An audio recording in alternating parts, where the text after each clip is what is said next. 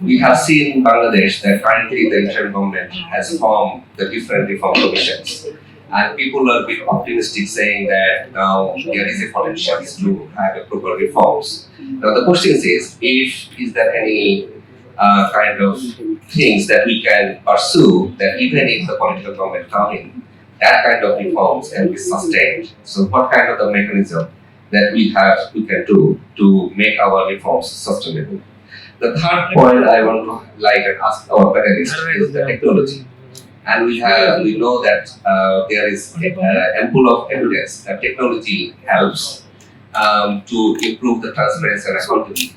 But it also reduces the corruptions, it improves the service delivery.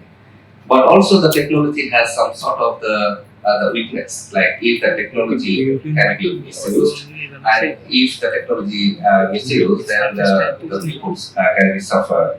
So from that perspective, is there anything that you can learn from the regimes or across this globe that how the technology was used, but also the technology where the government put the technology, what kind of safeguarding for the people that the technology cannot be misused? So with that three questions, I would first request Professor Mustaq Khan probably will give a framework that what can be done and what we should not do. So Professor Mustaq Khan, you have 7 to 8 minutes and feel free to what you imagine. Fighting corruption and reducing corruption is one of the most difficult things in developing countries because it goes against lots of established practices of doing business. And these established practices of doing business, people say are somewhat, in some cases could be cultural, that we prefer to act informally rather than following the rules. We find informal solutions to things. But I think there is a deeper problem. And the deeper problem is the distribution of power and capabilities in developing societies. And when we say that, we haven't put enough political will behind anti-corruption or the laws of anti-corruption aren't good enough, I don't agree with that. I think that the issue is that the anti-corruption laws, including in Bangladesh, are quite good. It's the implementation that is missing. Now, if the implementation is missing, the question is, why is implementation missing? Is it because of political will? And I think that is the wrong way of framing the question. The political leaders, certainly in Bangladesh in the recent past, had a lot of political will. They had the political will to kill thousands of people on the streets. They had the political will to lock up thousands of people in prison. They had the political will to disappear thousands of people. So what was the missing political will? Is that they didn't want to do certain things. So what was missing was the interest. They had no interest in fighting corruption because they were engaging in corruption on a mega scale themselves. So I think what we saw in the last few years in Bangladesh was an extreme case, but that is the case across developing countries, that the powerful, whether business powerful or politics powerful or the bureaucrats who are powerful, they do not have an interest in reducing corruption. This is a starting point, changing those structure of interests of the powerful who are breaking these laws. And I think there are basically two different types of problems. One type of problem is very easy to fix. And the other type of problem is very difficult to fix, but we might find fixes as we go along. The easy to fix problem, or the relatively easier to fix problem, is that because no one follows the rules, no one actually takes any interest in the rules because they know we are not going to follow the rules. So we have a lot of bad laws. We have a lot of poor regulations. So if you look at the tax schedule, there are contradictory tax rules.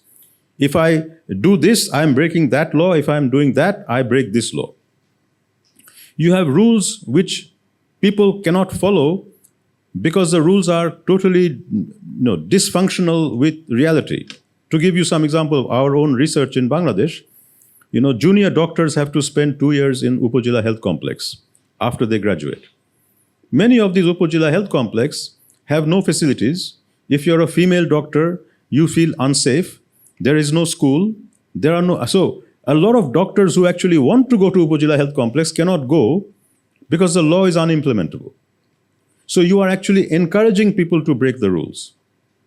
Now, those things where the rule itself doesn't make sense, that a reasonable person could not follow those rules, we need to change those rules so that reasonable people could start following those rules. I think this is the very difficult, but this is the easier part. The more difficult part is that you have a lot of rules that people could follow, but they don't want to follow because they benefit by not following it.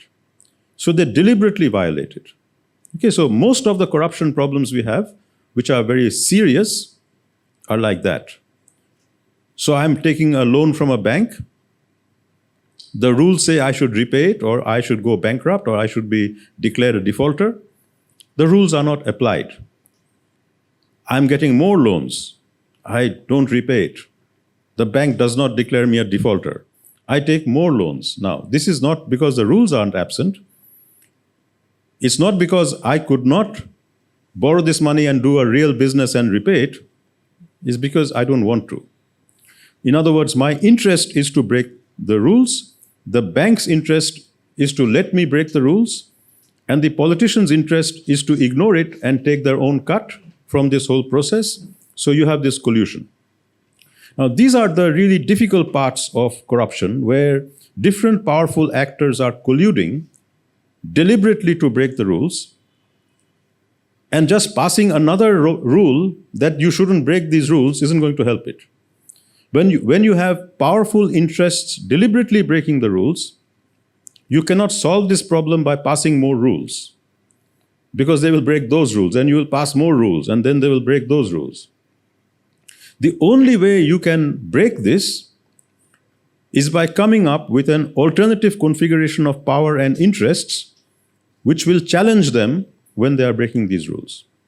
Okay? Now, so my approach to anti-corruption is that you only reduce corruption when you can find an alternative coalition who have the power and the interest to stop this corruption.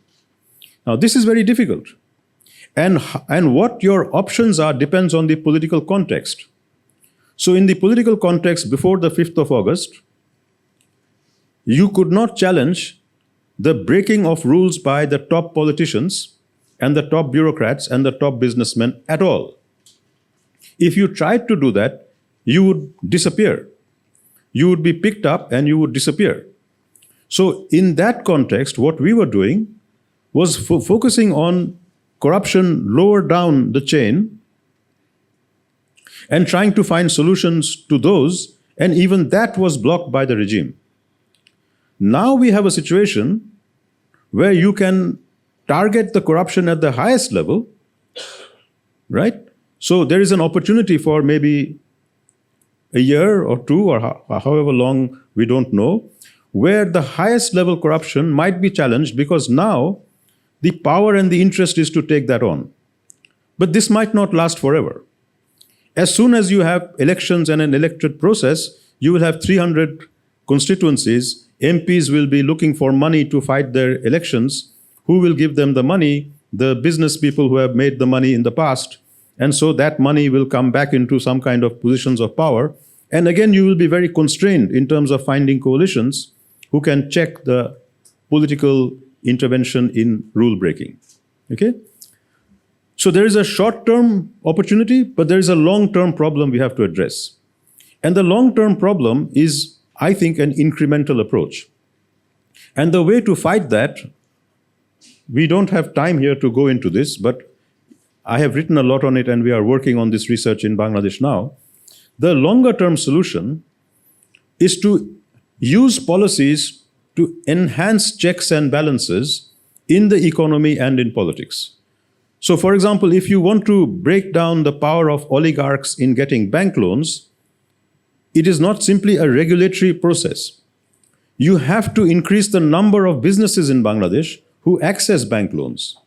In other words, you have to change the distribution of power gradually through policies so that you have thousands of SME-type businesses who are accessing bank loans, and the bank loans aren't going to the top 5 businesses. The more competition there is, the more likely it is that if one person is defaulting, other businesses will put pressure on the bank to correct this.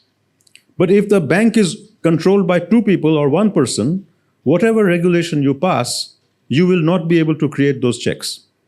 So the longer term solution is to create a more competitive economy, have more businesses, have more political parties, have more competition in politics, in business. This is essential precondition. Only then can we go and say, how can we improve the bureaucracy? And the bureaucracy also needs to be improved. But public service cannot operate in isolation from what the politicians and the businessmen are saying. The bureaucrat cannot stand up and not give the permission or force, if you're a Bangladesh bank bureaucrat, you cannot force bank regulations when the politicians and the businesses are saying, no, we will not do it. You will try it, but you will be out of your job in 5 minutes. So I think that these three things have to go together. Making the economy more competitive, making politics more competitive, and then reforms of the bureaucracy. And the one thing that, very briefly, because we don't have a lot of time, I think what everyone, globally recognize that to have a well-working bureaucracy, which is going to be resistant to corruption, is not enough to simply have merit-based appointments or technology or give them digitalization and so on. You need to create pride in being a bureaucrat. You need to create an esprit de corps that I am proud to serve the country. How do you create this pride? I think that all successful bureaucracies have a history of engagement of politicians with bureaucrats, and you have to create a bureaucracy that is proud to serve the country. If the bureaucracy doesn't have this pride, and I think if you go around the kind of different departments of Bangladesh or in most developing countries, bureaucrats have lost that pride. They used to have that pride in the 1960s. People competed to get into the bureaucracy because being a bureaucrat meant you had a lot of social status and you were doing something for the country. Now, the only social status you get from being in the bureaucracy is if you are making a lot of corrupt money. So I am in the bureaucracy, I make a lot of money, then I have social status. But if I'm in the bureaucracy and I don't make money, I have no social status. So unless we can change this cultural perception, public perception, and within the bureaucracy, this is a long-term thing. It's not a policy decision that I'm going to make the bureaucracy proud. It's something that has to come up through our education system, through the recruitment system, through public discourse. So all of these things need to come together. Competitive economy, competitive politics, many sources of power, not a few. If you have a few sources of power, no amount of regulation, no amount of writing laws is going to help you. No new constitution will help us. We have to change the distribution of power. We have to break the oligarchs. We have to break the big, family-based political control of politics. As you have more political actors and economic actors, the same regulation that we have will start becoming effective because these people will start putting pressure. Why aren't you taking this money back from this borrower?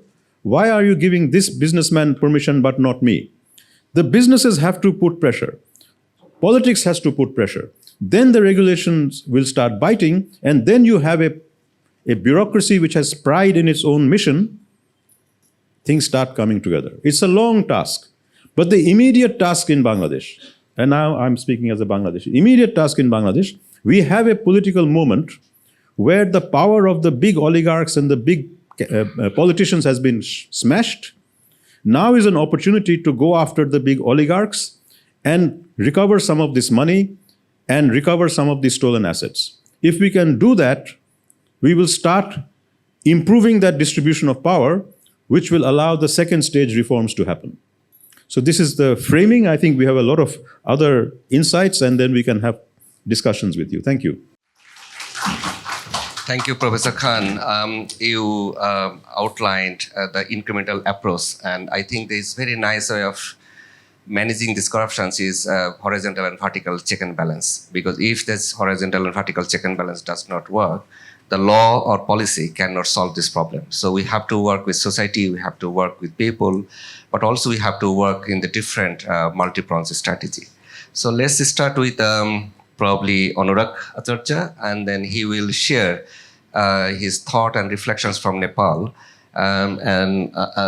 Anurag, if you probably reflect on so people perspective because you work on it, that would be great, along with what Professor Khan said. Oh, thank you. Thank you to organizers for helping us come all the way from our respective countries, from Nepal, to put across our perspective in this very important topic of illicit money flow and corruption. Let me begin by arguing, and Professor Mustak has already given a framework of the topic, and it's always easier to talk after he talks because then he has given some sort of theoretical framework to the issue. And I've had the privilege of working very closely with him over the last few years to understand the theoretical underpinnings of this problem of corruption in South Asian society. My initial argument would be that South Asian societies, as a whole, the problem of corruption is inherent in our society, which is also one of the colonial legacy that we've inherited from this region. And my fellow panelist from Pakistan will also highlight later that we've had an unenviable history of weak governance leading to very poor service delivery and spillage of scarce public resources. As it is, the pie is so small, the economic pie is so small, and most of the government spending, when it goes into waste in the form of misallocations and in misappropriations, then it becomes very difficult for society to grow as a whole. And this is mostly due to kind of nexus between the political class, bureaucracy, and businesses that Professor Mustak was also highlighting a while ago. And this is where the question of an institution that you had raised, how are our institutions performing, and what is its implication on our governance and service delivery. So ideally, this is nothing new, and this kind of nexus exists even in best of the developed societies, except in functioning societies and democracies. These kind of spillage don't matter in the long run because the source of resource pie is so big that limited spillage is not going to impact you in such a big way. And that it does, and they also have some form of functional checks that kind of keeps checks on over spillage of resources, and there are some checks in the forms of transparency measures as well and accountability measures as well. But if you talk about Nepal, after a decade-long conflict and almost another decade of political transition and yet another decade of political practice of the new system of federalism that we have in place, I'm very sad to say that things are not working quite well. As per the promises that the new constitution had given, that the devolution of power is going to bring government closer to people, and then by that regard there will be more accountability measures. Let me give you a few examples. What happened with the devolution of power in Nepal is a lot of the resources that the government had allocated went to the local government in the form of local government spending. But because the local government now have kind of limited oversight, because the provincial governments are weak and the federal governments do not directly oversight local governments, they have lot of resources at their disposal, and they are not able to spend that money in a way that is very effective. So the spillage, there is a lot of spillage because they don't know how to spend that money, and also there is a lot of corruption because a lot of the local development contracts are now going to local businesses who have direct stake in the politics. And there are a lot of contractors who have started running for local government posts, mayoral posts, deputy mayoral posts, even at the ward level. So essentially, all the spillages, the corruption money that is being accumulated is being fed back into politics. So that interest that we were versus the political will that you were asking about, it's not question of political will that we were discussing earlier. It's actually the interest that is driving the political behavior of the political class, not just at the federal level, at the local level. So essentially, we've had the federalization of corruption in Nepal, and I'm sure that's the case in other countries too. And now coming to the question of youth, of course, corruption, mismanagement, making big headlines these days due to access to social media. It frustrates the youth more because they are the ones who don't see their future in a country which is, so enmeshed in corruption. So, that is the reason why there is so much of, out migration from our region, especially from Nepal as well. A lot of, youths leaving the country in large numbers. And it is one of the concerning thing because it also contributes to lack of experienced and skillful resources to take the country into the next generation. So corruption is not just about spillage of resources. It is also about denying the country its a rightful future. Denying the country of the future in terms of skilled manpower, in terms of knowledge. So, it has impacted this region and this country in multiple ways. And talking about the, social media and other technological tools for, accountability and transparency, we've had some success in terms of, limited success in terms of e-governance that is being practiced. But again, technology is only as good as how you use it. If the same bureaucracy, if the same institution that is leading this process is undermining the impact of e-governance, then it does not make any sense. For instance, our passport system, our licensing system is all electronic based. It's all online based. But if you try to access it, it's the same bureaucracy that has made sure that these things, these technologies don't work and they frustrate. And then inevitably, you have to go to the middlemen, you have to go to the brokers who then, engage in kickbacks, So technology has not worked to our interest of the common people, to say the least. But it's a start, but it's a ball rolling and it will gather its pace. But for now, we are in a situation where it has not completely worked, and that is where I think Professor Mushtaq will, bring in his insight into, how we can inevitably, make the system that is still broken work by, focusing more on interest. Technology is also of essence, but, focusing on interest and how it actually incentivizes the same broken system to function, at least in the interim period when, the robustness of the institution takes over. Thank you, Anurag. I think you highlight the high monopoly and discretionary, and then the lack of accountability, how it affects these three, increasing these corruptions. That's a very nice of framing these things. But also you mentioned about the youth frustrations. And I want to reflect some discussions with the youth, Bangladeshi youth. I also ask these questions about the youth, and they are highly frustrated about the level of the corruptions in the different service delivery, not only in the recruitment, but also, in everyday their lives. And some of them told me that, look, I want to move this country. And then I said, why is that? He said that I don't want to be corrupted. Or my generations, I do not want to see my kids will be corrupted. So in that kind of I would say reflections, I think we all need to reflect on this. And I think this is an opportunity for Bangladesh to look and then see what we can do. Really think about the youth perspective. And the previous experience, the revolution that we have seen, I think is a testament that I think youth really cares about their country.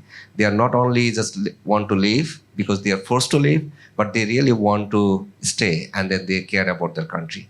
With that, let's hear from Pakistan experience, and I would invite Faiz Yasin Bidal.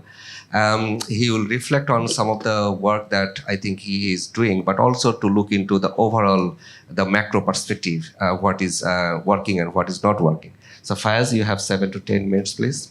Thank you, colleagues, and it's a privilege to share the stage with Professor Mushtaq, such a towering figure in the field of anti-corruption, governance, and accountability. I would try my best not to repeat what my distinguished friends have said. And would like to begin with what Dr. Mushtaq has said. In fragile contexts, and in a way, political fragility does exist in Bangladesh. It's an opportunity for the dictatorial tendencies, people with dictatorial tendencies to sort of take over. And when they do take over, probably one of the first things that they talk about is getting rid of corruption. That allows them to sort of gain the legitimacy which is required to rule a country for a relatively longer period of time. It has similar episodes have played out in Pakistan, and in one of those episodes, the then military dictator, he created an organization which still exists, doing good work in pockets, of course, not with an overarching mandate. But right at the founding of that organization, National Accountability Bureau, they conducted a study. They really wanted to study the fabric of corruption, the profile and portfolio of corruption in the country. And the findings of that study were very interesting, and that's where I would like to connect with what my colleagues have said and what I would like to lay out in this discussion. They said that the data said that about 80% of the corruption in country is done by 20% of the people. That famous 80-20 rule. 80% of the corruption is done by 20% of the people, and these 20% of the people are the senior bureaucracy, people with fancy titles, secretaries, commissioners, and with a lot of influence and power. And 20% of the corruption, the total volume, is done by 80% of the public officials. And they categorized these 20% of corruption conducted by 80% of the people as need-based corruption. That this was the corruption which was being done to sort of people were making money on the sidelines, probably to put their kids into the private schools, probably to have their parents treated at private hospitals, probably to buy a car, sort of to ease out their transportational needs, probably to build a house, those kind of things. And the 20% of people doing 80% of the corruption were the people who were stealing money and taking it out of the country, sort of to buy properties in Dubai and London and overseas areas. And they realized that you cannot honk everyone with one stick. Needs need to be met. The need-based corruption, you can only eliminate it by meting out the needs of those people. And then at the same time, the greed-based corruption, you need to create stringent anti-corruption mechanisms to deal with that. Just one example of greed-based corruption. 1/3 of Dubai, all the properties in Dubai, they are owned by Pakistanis. A recent study has revealed that 1/3 of all the properties in Dubai, it's owned by Pakistanis. And if you look at the profile of these Pakistanis, these are not rich and influential business tycoons and businessmen and those kind of people. Most of them, they are public officials. And when you look at the pricing of those properties and match it with their salaries, there is no match, which obviously means that they are stealing money. In every country, when we have to fight corruption, we have to look at, because corruption is also, it's a macro phenomena. It persists, it exists everywhere. But also the solution to this challenge, they are almost always localized. And the way to look at them is to look at the islands of transparency within each country. That gives you an insight into how to deal with the corruption in your local context. And the example which I have is that of motorway police in Pakistan. A department which is highly cherished for their professionalism, for their integrity, for their public service. They are so good, that the thing is that just like in Dhaka, traffic in Pakistan, everyone have their own rules. Once people are on the road, they would like to sort of drive by their own rules. There are no universal rules that would guide them. But the moment they would step onto motorway, they would wear their seatbelt, they would follow the speed limits, and they would follow all the rules and regulations. Why? Because it's next to impossible to bribe the people who are on the motorway police. Now, one would wonder that probably the motorway police department went on to additional lengths to sort of select and headhunt and recruit these people. It so happened that I was with this Inspector General of Police, the guy who had built this department, the Motorway Police Authority. And I asked him, sir, you did a wonderful job. How did you do that?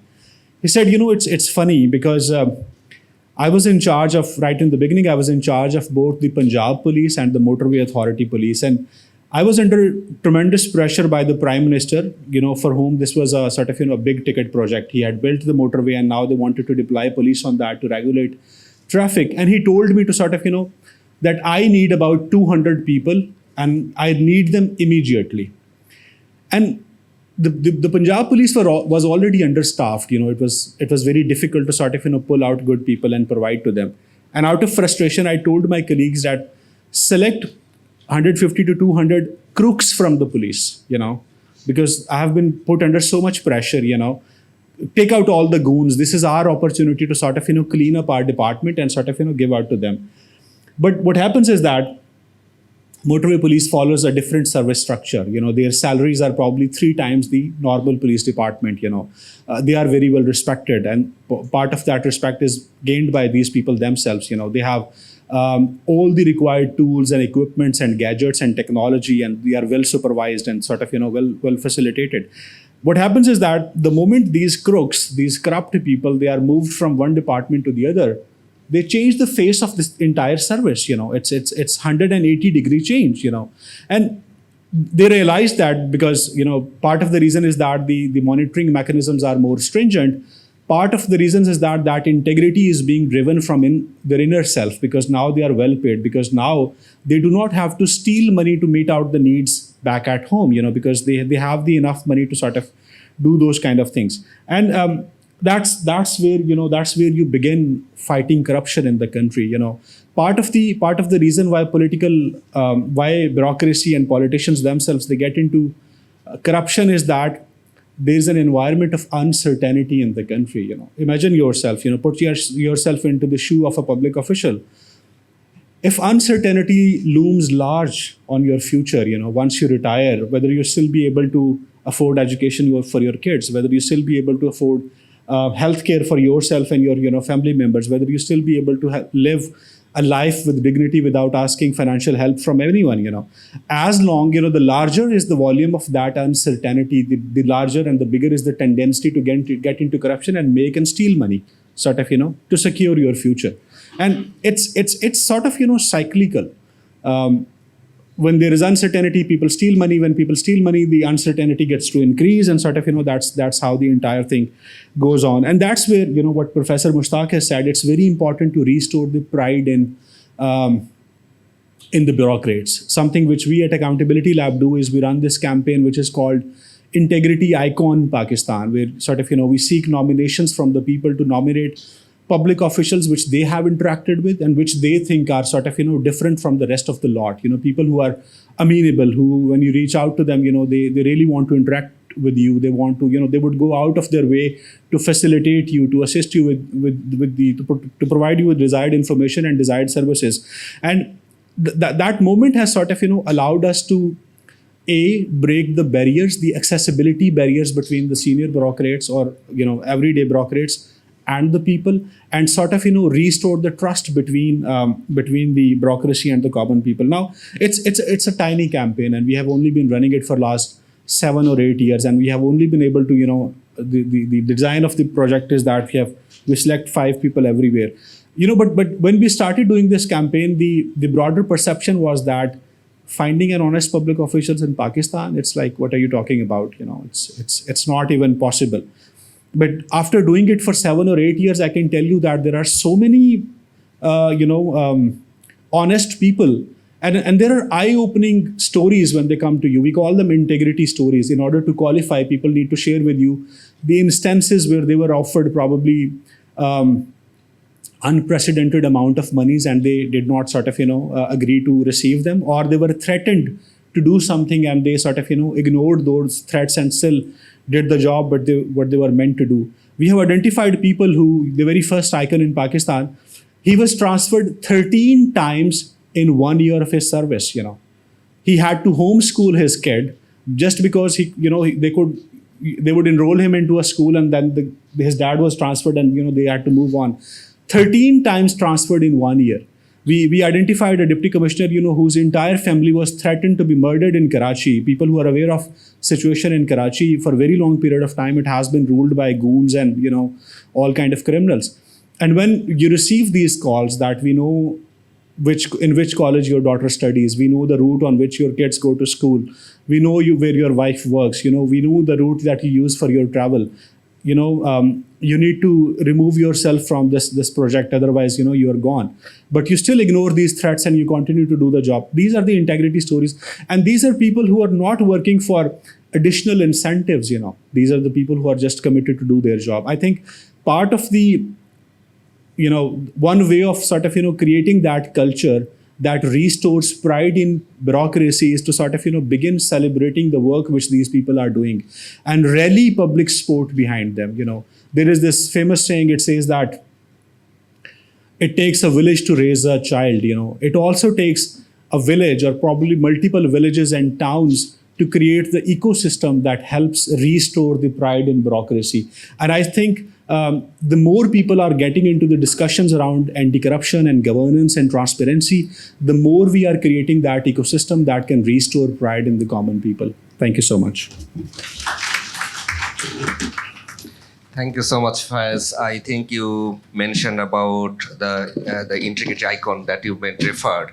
I think that's a very nice way of putting things that, that is a very human nature, that people wants to always think about the interest and incentives, right? And if you think about the corruptions, it's all about this kind of interest and incentives dynamics.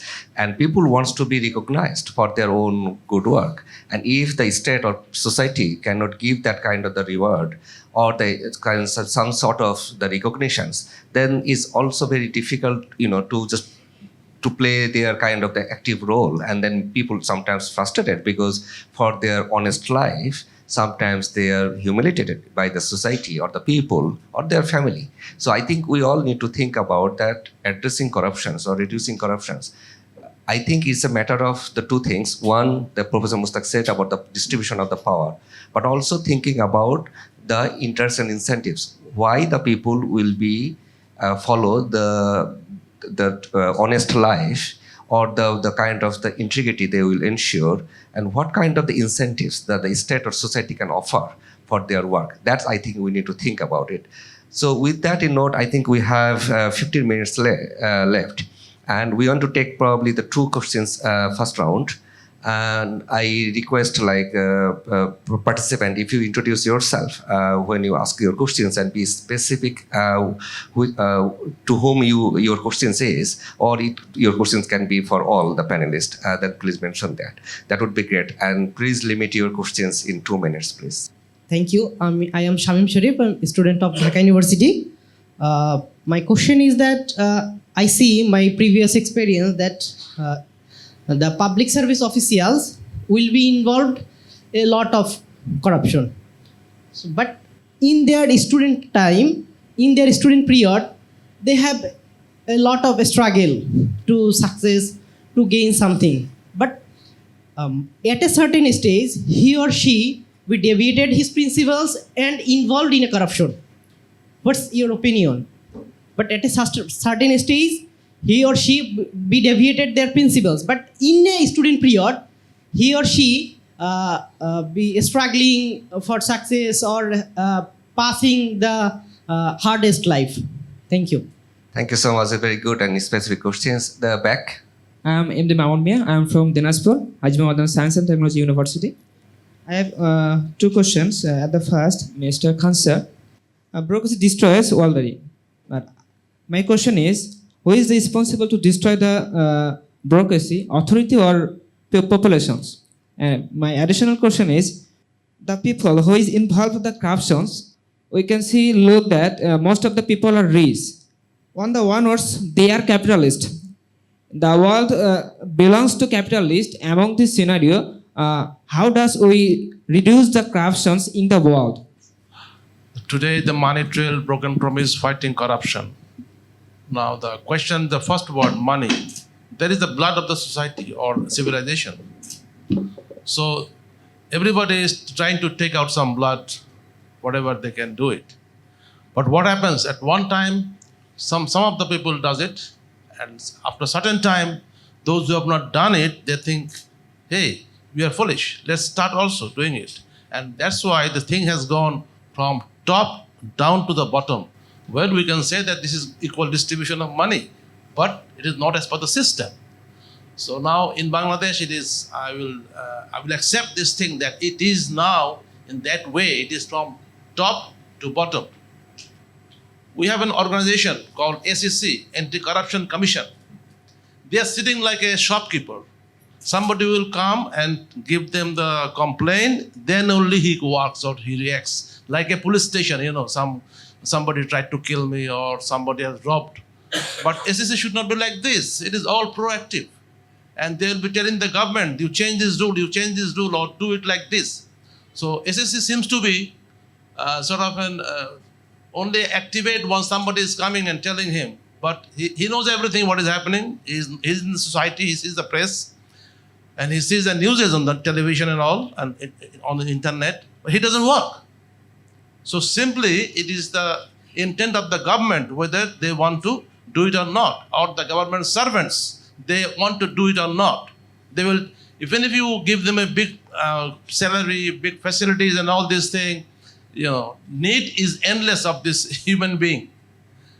So that's why I think from the heaven we have been sent to the earth. Otherwise, we should have been in the heaven. Thank you very much.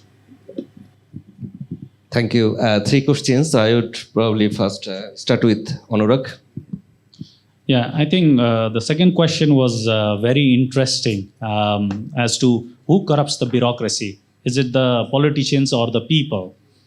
I think it's a little bit of both, but I'll focus on politicians and political parties because then that brings in the question of money, that I was just highlighting. Then it's how our electoral system functions. These days, without a certain amount of money, it's impossible to fight elections. And forget about fighting elections. It's impossible to win candidacy to contest elections. I was looking at some data from Nepal. Election Commission in Nepal prescribes that a candidate running for MP's post cannot spend over $26,000 per elections. For provincial elections, it's less than $20,000. And for local mayoral elections, it's less than $6,000. But according to data, if you look at the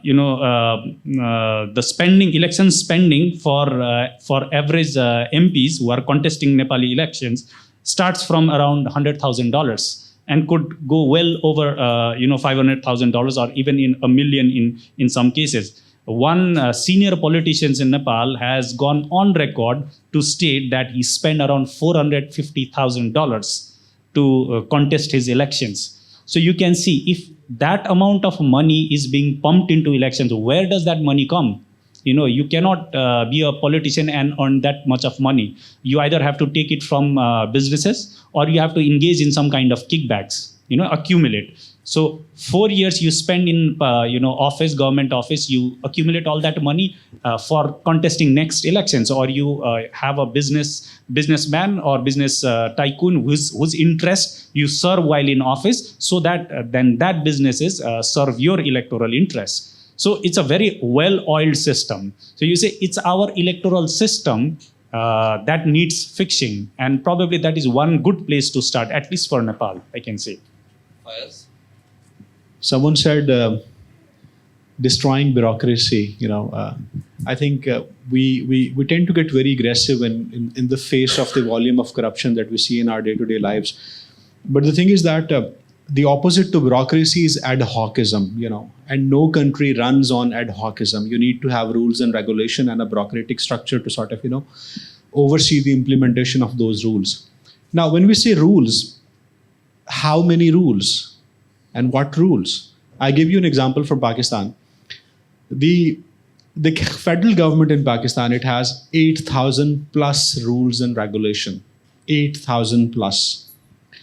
The provincial governments, the provinces in Pakistan, they have additional 4,000 rules, and laws on top of the 8,000 laws which have been created by the federal government. 12,000 laws to run a country. I think we are over-regulated, I would say. The implementation is not there. Also, about 60% of these laws and rules, they are the colonial legacy. The Pakistani people did not want them to be there at the first place. The colonial government created them. And just because the interest of the Pakistani legislator was not there in amending them, or probably they were the beneficiary of those laws at the first place, they did not change them. So I think when the ownership of the people is admitted, you begin by changing those laws, which hinder people, which are there to suppress the people, not to facilitate the businesses, but to sort of extort money out of them in an unfair manner.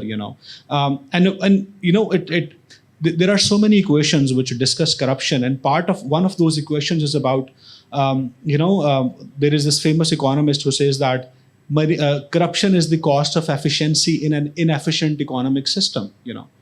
What is it that is making that inefficient economic system? It's the rules and laws which govern that business system, that business ecosystem. As Professor Mushtaq has said, you begin by fixing those laws. And something which most of us have missed out on is that the use of technology. I mean, we are very wary when we talk about technology. We believe that people are not there yet to adopt technology in a full manner. The base principle is that, begin by trafficking. You can always, or pretty much almost always, bribe a traffic sergeant. You can never bribe a traffic camera, for example. So one way of taking away power from bureaucracy for the misuse of, their liberty to misuse power is take it away by introducing technology, reduce the human interaction. If people don't have to interact with humans, if people have to interact with machines, not tempered machine. The tampering in technology is another thing which, I know the friends who are expert in the field know better about. But technology, technology is a great equalizer. It helps you deal with the rules, government created rules, in a much more fairer manner. That's what I have to say. So. There was one question about, a student who is very committed, joins the bureaucracy and suddenly becomes corrupt. I think this is a very common phenomenon. And I think the answer is not to look at the individual, but look at the system. So within this corrupt system, there are a few individuals who haven't been corrupted. As Fayaz was saying, we should celebrate them, but we should also look at what makes people corrupt. And the answer is, as we know, corruption is not an individual thing. Corruption is a group or collective syndicated corruption. So if you're in a bureaucracy and you are lower down the chain, and you are not doing your corruption, you are stopping the flow of money up the chain, and they will remove you. This is why the honest person, as Fayaz said, might have 13 transfers in 1 year. Why? Because they are stopping the flow of money. And as soon as you stop the flow of money, you will be transferred. Now, I think we have to, therefore, find solutions which are not just at the individual level, but at the system level. If you cannot solve the system where the checks and balances are there, from competing businesses, competing political parties, who are putting pressure on the bureaucracy not to be, and breaking up the syndicates and collusion within the bureaucracy, just relying on individual morality will not succeed. Because there are not that many people who are so moral that they will suffer 13 transfers a year and no promotions just for the sake of, being non-corrupt. There are very few such people. There are a few, but there are very few such people. Second point that wasn't covered is someone asked the question of capitalism. And I think that you have to understand there are many types of capitalism. If you have a crony capitalism with 2 or 3 big businesses, you will have a huge amount of unfairness and capture, and they will destroy the country. If you have a more competitive capitalism with 10,000 capitalists competing, you will create more jobs and you will have lesser corruption, but it is still an unfair system. I accept that. Capitalism is a structurally unfair system. But I think that you can have a conversation about post-capitalist societies, but first of all, let's at least make capitalism work well before you talk about post-capitalism. So and I think there was a question about the Anti-Corruption Commission, which I'll briefly talk about. As you may know or you may not know, I'm in the Commission for Reforming the Anti-Corruption Commission, and it's a very difficult task. And the very difficult task is that the reality of it is that we are now in a very untypical situation. This untypical situation is that our, if you like, political leadership is not elected. Okay? So they can take a very strong position against corruption. Because the Anti-Corruption Commission, even if they are trying to, they will not find any corruption against Mr. Yunus. By the way, Mr. Yunus was charged with corruption by the previous anti-corruption, but it's not a real charge. But as soon as you have an election and you have 300 MPs sitting in parliament and a prime minister and a home minister, these people, as Anurag was saying, inevitably, by the very structure of the problem, they will have spent a lot of money in the election. Forget about anything else. Now, this election money, where is it coming from? So if you really have a very independent anti-corruption commission, they will be able to stop the government on day one. And this is why every elected government in every developing country gets rid of the power of the anti-corruption commission to act independently. They can only act with the authority of the government, which means that the only thing they do is they chase the opposition. So when an opposition case comes, they approve it. Okay, you can go. But if a government case comes, they will block it. So we have this thing called the Jachai Bachai Committee, JABAC. That is a kind of selection. They stop most of the cases there, anything sensitive. Then finally goes to the commissioner and the chairman, and they will stop anything that is sensitive. Okay, so how do you address that? We are discussing it and it's not easy.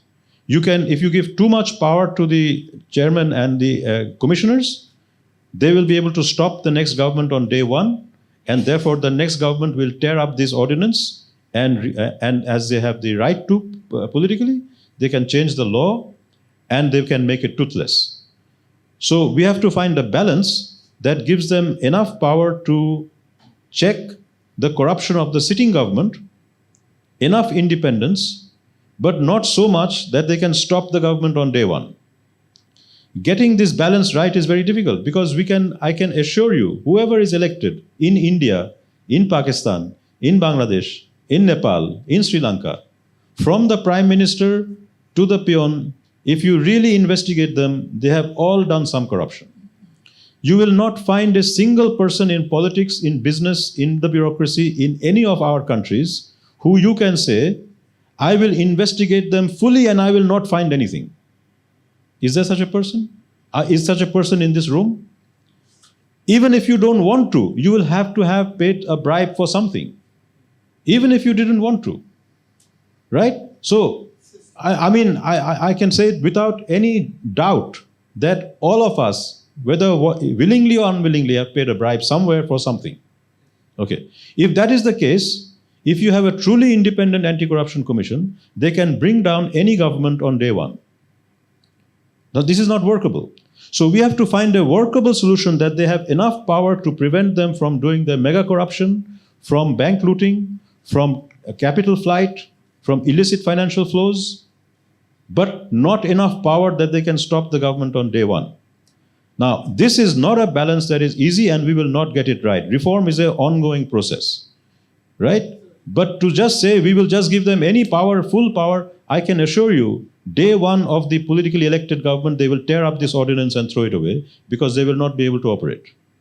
So we are facing this challenge. If you have any ideas, let me know. We are on that commission. We are discussing this very actively. Thank you. Thank you so much, panelists. One pressing question from you. Thank you very much. Question is, what message we shall be taking from here after this meeting? That, as you have very correctly said, Bangladesh could be an example. We're sitting with the general here, was army general here. The army, the bureaucracy, the judiciary, none could stop the system of corruption that has happened and we have witnessed in this part of the world. That was, I think, the state has failed, at least by the institutions. Why it is surviving? Because of the ordinary people's ignorance and their contributions from home and abroad. About 15 million people are contributing every day their salary to the country, and the ordinary people are working, but they are ignorant about the statehood, the crime of the depth of criminalism that we have witnessed, that the flight of capital to the tune of billions from a country like Bangladesh. So Bangladesh is ahead in corruption in the whole subcontinent. I think a friend from Pakistan, Mr. Fayaz, was telling that the system, for example, in Bangladesh, newly created highway police, Mr. Mustaq is not working. I'm almost every week I go to Kumilla. I don't see any police anywhere. If there is a jam, why it is jam? Nobody can answer. Why are we going to complain? Nobody is answering. But Pakistan example, for example, they have demonstrated that the system can deliver. In Japan, the system is working. See, no corruption at least in the ordinary level. Maybe some corruption at the oligarch or big level for business, etc. But in the our country's ordinary people are very, very good. But unfortunately, the political system, the administrative system, the bureaucracy, even I'm talking in front of a general, that they could not safeguard the flight of capital. That was the costing of the sovereignty of the country. What the hell of sovereignty is there that you are holding an army? They cannot guard. Why should I have an army like this? Why should I have a bureaucracy like this? Why should we have a judiciary like this? Therefore, people are revolted. They have taken, on the 5th of August, they have defied everything. Unfortunately, there was no revolutionary party. There was no revolutionary party like Taliban's. There could have been millions of people could have been slaughtered because of their criminal acts.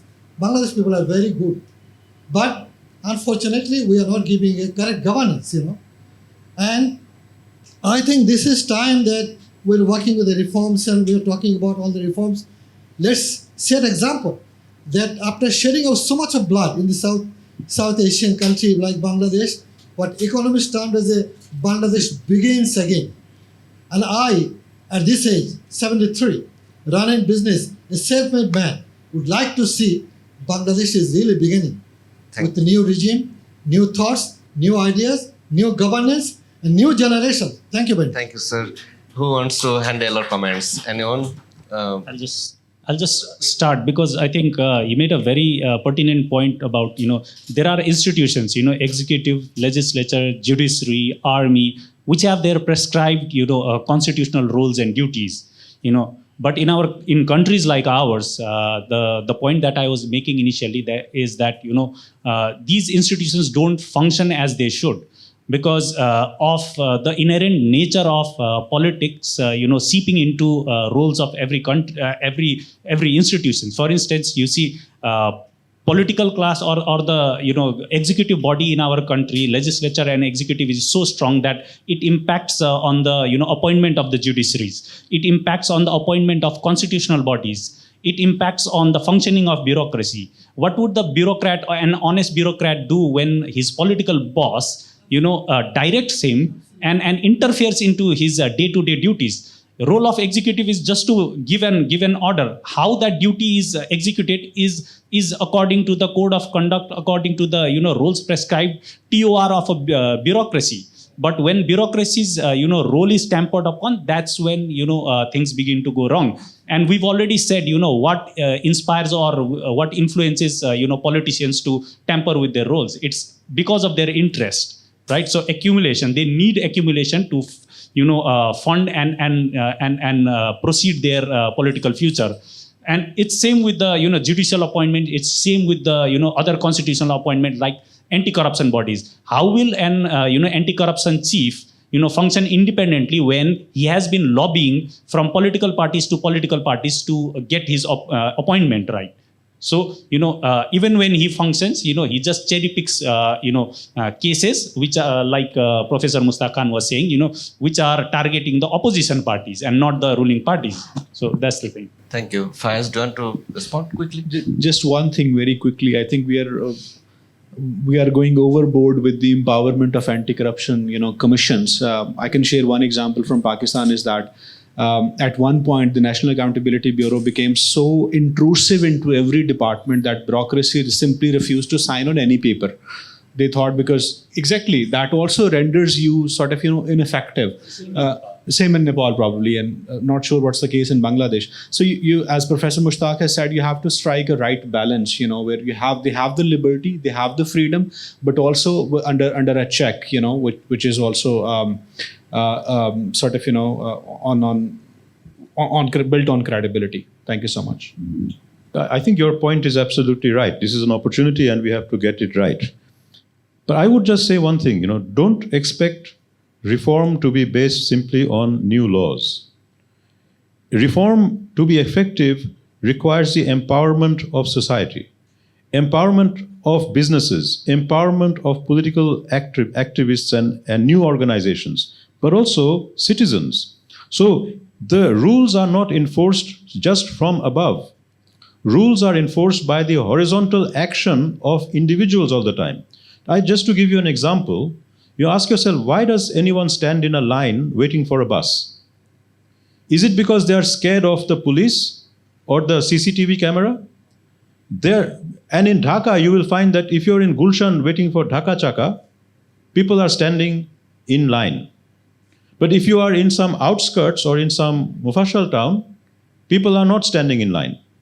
And you ask yourself, why? Is this cultural? No. Because it's the same people. The same person who is standing in line in Eastern Bank Limited will not be standing in line in Janata Bank. Why is this? It is to do with the distribution of power. So if I am standing in a line where if I break the line, someone from below will grab me back and say, Bhai, ekhane serial ase. Means there is a line here. And I will look at the people in the line and I will immediately judge, I cannot break this line. Because the distribution of power is such, I will not break this line. If I am the same person in another person and people are not well dressed and powerful people are breaking up, no one is pulling them back, I will say, if I don't get in front, I will never get on the bus. Because these people are already breaking, no one is stopping them. If I don't push, I will not get on the bus. This is how corruption starts.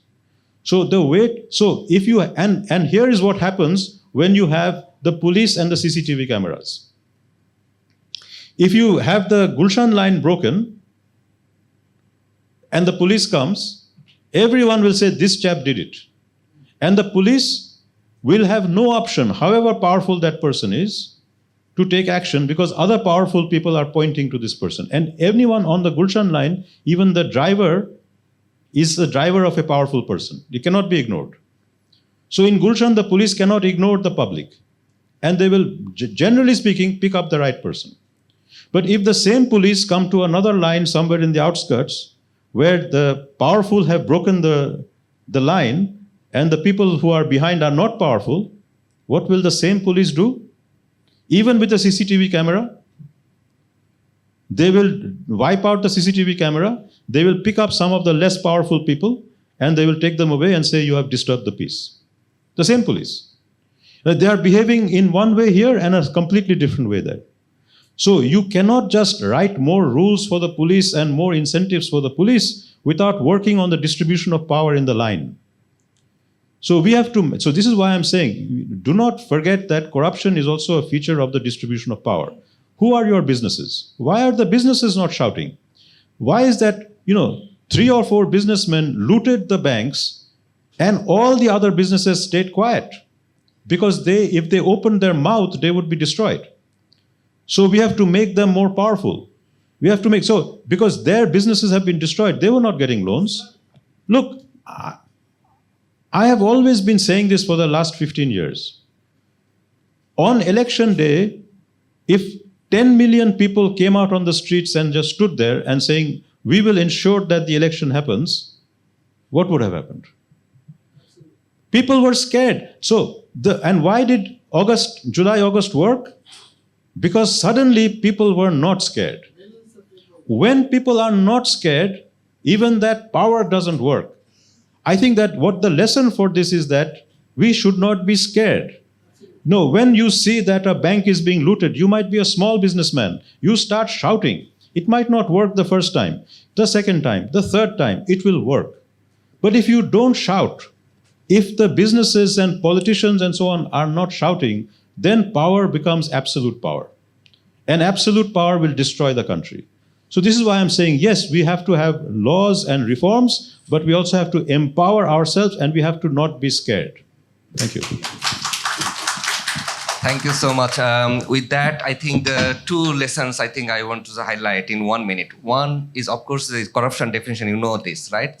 There is a monopoly, high discretionary, and lack of accountability, then corruption will increase. So any corruption formula, if we just handle these three issues together and think about what are the check and balance over the functioning of this kind of government, then I think we can handle this. But this is not the one way of working. There are multiple ways of working that, and that is why we said that it's not only anti-corruption commission itself. All the people has to work on it, and we have to raise our voice. So with that in mind, thank you so much for joining. Hope that we'll find the next event more fruitful. Thank you.